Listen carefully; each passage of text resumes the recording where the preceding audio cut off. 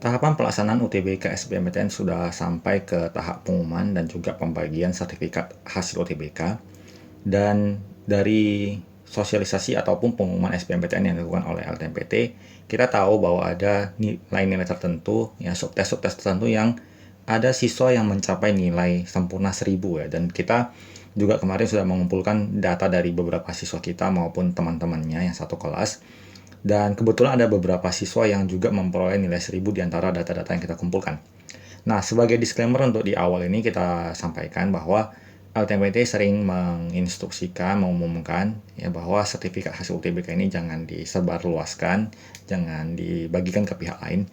Namun saya merasa dalam kesempatan kali ini saya ingin berbagi informasi ini sebagai salah satu motivasi bagi siswa-siswa yang belum lulus di kesempatan kali ini dan mungkin mau mencoba di tahun selanjutnya. Karena beberapa di antara siswa yang membagikan hasil ini adalah siswa-siswa yang di tahun 2019 mengalami kegagalan, tidak lulus. Kemudian setelah kita motivasi, kemudian kita tahu kelemahannya di mana dan diperbaiki, akhirnya mereka bisa lulus di pilihan pertama dan juga mungkin di pilihan kedua. Intinya dia lulus di SBMPTN di tahun 2021 ini. Nah, kita mulai dari sertifikat hasil yang pertama. Saya kenal bahwa siswa ini adalah alumni dari tahun 2019, di mana pada saat pelaksanaan UTBK 2020 ya, 2020 tahun kemarin, gagal di pilihan pertamanya untuk menembus FK Universitas Jember. Masalahnya ketika di tahun tersebut ya, karena pelaksanaan UTBK-nya hanya berdasarkan nilai TPS, yang saya ingat betul adalah bahwa nilai di subtes kemampuan membaca dan menulisnya itu cuma di kisaran angka 300 ya. Kemudian dia merasa ya gagal di subtes tersebut. Kemudian setelah kita tahu ya bahwa kelemahan kita berada di subtes tersebut, maka tentunya ketika kita ingin mencoba lagi tahun depan, kita fokuskan ke subtes yang kita rasa kurang. Nah, di sini terlihat progresnya dari 300 ke 500 itu ya cukup besar poinnya peningkatannya. Sementara untuk subtes lain sebenarnya nilainya cukup bukan standar ya, tapi tetap di situ kisaran angkanya 600, 700 ya.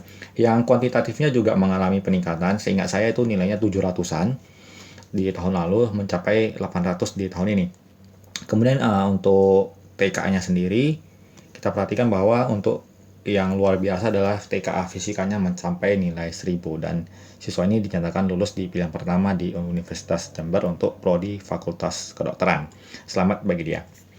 Kita lanjutkan ke hasil yang kedua. Ini juga lolos di FKUNS ya, dengan rentang nilai kita perhatikan untuk nilai TPS-nya kisaran 700 ya, 712 sampai ke 845 untuk kuantitatifnya. Kemudian untuk TKA-nya dari yang terendah 555 sampai yang tertinggi adalah di kimia 888. Jadi selamat bagi dia yang lulus di Fakultas Kedokteran UNS.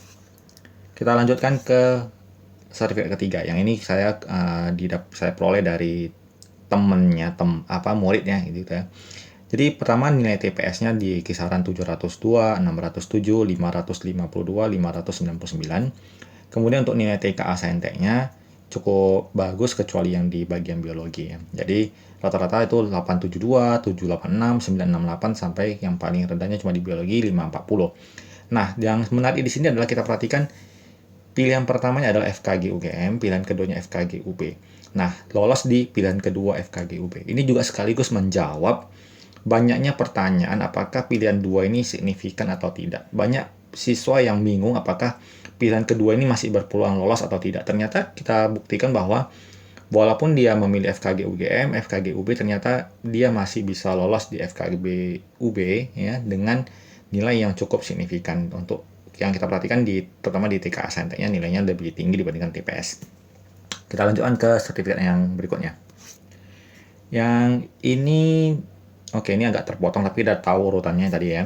Jadi sini ada nilainya matematika, ini fisika, kimia, dan ini biologi. Kemudian kita perhatikan satu persatu, mulai dari TPS-nya yang terendah itu 557, kemudian yang sampai tertinggi kuantitatif 796. Dan ini pilihannya pilihan satu aktuaria UI, pilihan kedua FMIPA ITB, dan lolos di pilihan kedua FMIPA ITB.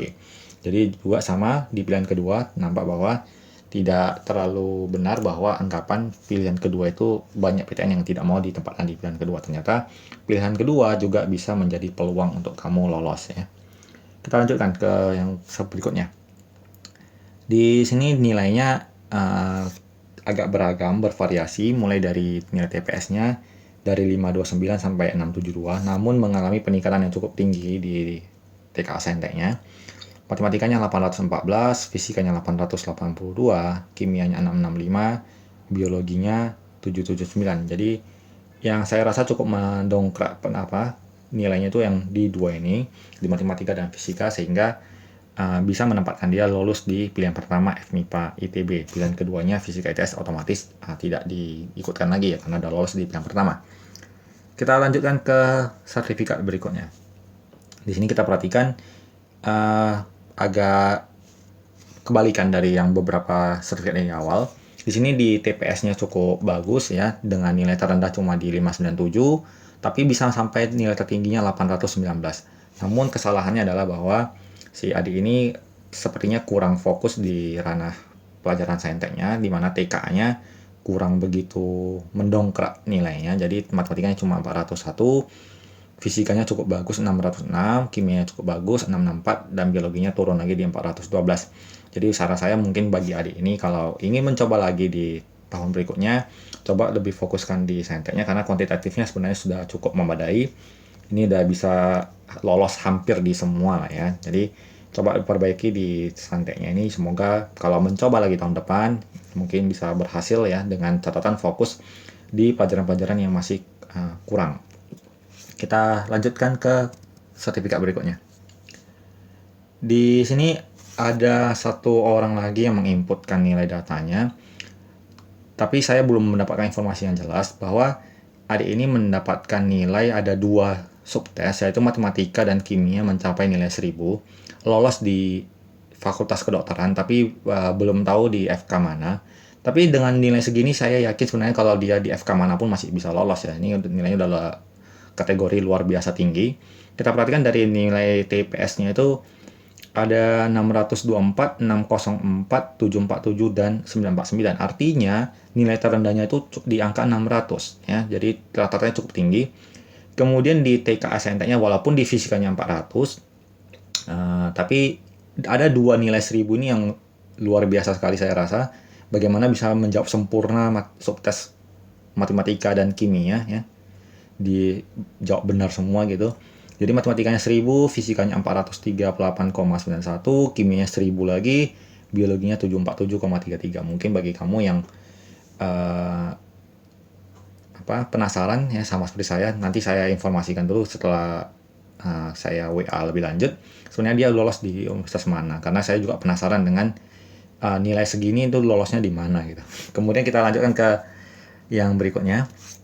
Ini saya kenal dari siswa ini, kebetulan murid privat saya sendiri ya. Jadi nilainya kebetulan cukup memadai untuk lulus di kimia USU. Kemudian si adik ini adalah kebetulan anaknya dari seorang guru matematika. Jadi menurut dia nilai matematikanya yang tinggi itu 626 dibandingkan nilai-nilai TKA yang lain, cukup membanggakan bagi orang tuanya. Jadi itu salah satu motivasi dia untuk belajar di subtes matematikan supaya istilahnya tidak memalukan gitu ya. Jadi sebagai anak guru matematika, nilai matematikanya tinggi, kemudian berhasil lolos di kimia USU dengan rentang nilai TPS ya, dari yang terendah 485,64, tampaknya kurang latihan di subtes memahami bacaan dan menulis, tapi di kuantitatifnya cukup signifikan 618,90.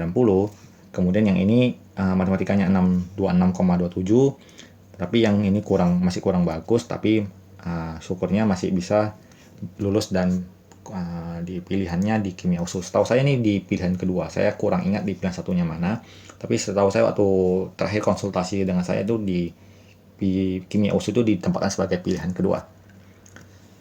Kita lanjutkan ke yang sosum ini. Nilai sosum jarang yang diinputkan kepada saya, tapi ini kita perhatikan di kemampuan TPS-nya di penalaran umum 628, kemudian di memahami bacaan dan menulis 730, kemudian pengetahuan dan pemahaman umum 588, kuantitatifnya 517, kemudian di Soshum TKA-nya, geografi 746, sejarahnya 807, sosiologi 866, dan ekonomi 788. Lulus di pilihan pertama di Hukum UNER. Nah, ini juga adalah salah satu kakak yang mengikuti ujian ulang ya, setelah tahun lalu tidak lulus, kemudian di tahun ini mencoba lagi dan ternyata lulus di pilihan pertama. Yang menjadi perbedaannya adalah dia juga memperbaiki di pengetahuan dan pemahaman umum. Jadi menurut kakak ini di tahun lalu dan tahun ini terjadi perbedaan menurut dia ya, versi dia katanya di soal pemahaman umum. Jadi setelah dia mengkoreksi gitu ya kemampuannya di tahun lalu dan di tahun ini ternyata bisa berkembang secara signifikan dan membantu dia untuk lolos di pilihan pertama tahun ini. Jadi bagi adik-adik yang masih belum rezeki di UTBK tahun ini ya, jadikan ini sebagai motivasi. Analisa dari sertifikat hasil kamu, kurangnya itu di subtes mana, perbaiki dan jangan menyerah untuk misalkan mau mengikuti tahun depan lagi ya. Kemudian kita lanjutkan satu lagi mungkin. Ada dua lagi. Nah, ini juga nilainya cukup kritis sebenarnya, berada di ambang bawah juga saya rasa. Kita perhatikan di TPS 620, kemudian di bacaannya 680, pemahaman umumnya 731, kuantitatifnya 816. Di TPS-nya cukup baik. Namun kita perhatikan juga di TKA-nya sebenarnya kurang ya. Jadi di matematika 437, fisika 666, kimia 533, biologi 459. Lulusnya di pilihan kedua di teknik sipil IPB kayaknya. Jadi saya rasa dari analisa ini yang membantu dia itu adalah di ranah TPS-nya. Namun kalau di segi TKA ini agak riskan ya, agak beresiko dengan nilai segini sebenarnya. Tapi selamat bagian ini yang sudah lulus di pilihan kedua di teknik sipil. Kita lanjutkan. Ini kayaknya slide yang terakhir ya. Ada ini mendapatkan nilai dengan nilai TPS di kisaran 581, 491, 563, 498. Kalau kita ratakan berarti di kisaran 400 sampai 500-an. Kemudian di TKA Saintek dari 432, 692, 537, 553. Berarti dari 400-an sampai hampir 700 lah kita bilang. Namun yang menjadi kendala adalah nilai TPS-nya ini cukup. Kalau kita bilang kurang ya, kurang mendukung. Kemudian beberapa ranah Saintek juga masih kurang tinggi untuk mencoba di FK. Jadi FK itu kalau kita bilang bisa jadi di tiap PTN adalah prodi nomor 1 gitu ya, paling tinggi. Jadi untuk ini masih kurang. Jadi kalau seandainya mau mencoba lagi di tahun depan mungkin ya diperbaiki bagian-bagian mana yang kurang. Saya rasa yang bisa diperbaiki itu di kuantitatif ya. Karena kuantitatif biasanya soalnya lebih mudah dipahami dibandingkan yang bagian membaca dan menulis. Umumnya murid seperti itu. Kemudian kalau dari segi Sainteknya, saya perhatikan dia memiliki kemampuan untuk yang berhitung yang bagus. Tapi ini mungkin matematikanya mungkin secara konsep harus ditingkatkan karena biasanya pelajaran matematika dan fisika ini kan lumayan sejalan ya. Jadi kalau kamu mampu di fisika, kenapa enggak kamu gunakan juga kemampuan yang sama untuk memperbaiki di bidang matematika. Jadi beginilah kurang lebih beberapa nilai yang bisa saya peroleh, yang saya kumpulkan dari siswa-siswa sendiri maupun teman-temannya. Dan jadikan ini sebagai motivasi atau target ketika belum beruntung ya. Kemudian dari cerita-cerita mereka yang di tahun lalu masih gagal, kemudian berusaha lagi tahun ini dan bisa lolos di pilihan pertama, maka kamu juga harus menjadikan sebagai motivasi yang sama, sehingga jangan menyerah, jangan putus asa, bahwa setiap pelaksanaan UTBK SBMPTN itu bisa dilakukan sampai maksimal 3 kali. Jadi seandainya kesempatan pertama belum beruntung, silahkan untuk mencoba lagi di kesempatan kedua, barangkali rezekinya ada di sana. Jadi demikian video kali ini, semoga bisa bermanfaat dan memberikan motivasi bagi kalian semua. Tentunya bagi yang sudah lulus, saya ucapkan selamat untuk menempuh dunia perkuliahan dan manfaatkan kesempatan yang telah diberikan untuk kuliah sebaik-baiknya dan semoga ilmu yang kalian dapatkan nanti berguna bagi nusa dan bangsa. Demikian video kali ini, semoga bermanfaat. Sampai jumpa di video berikutnya.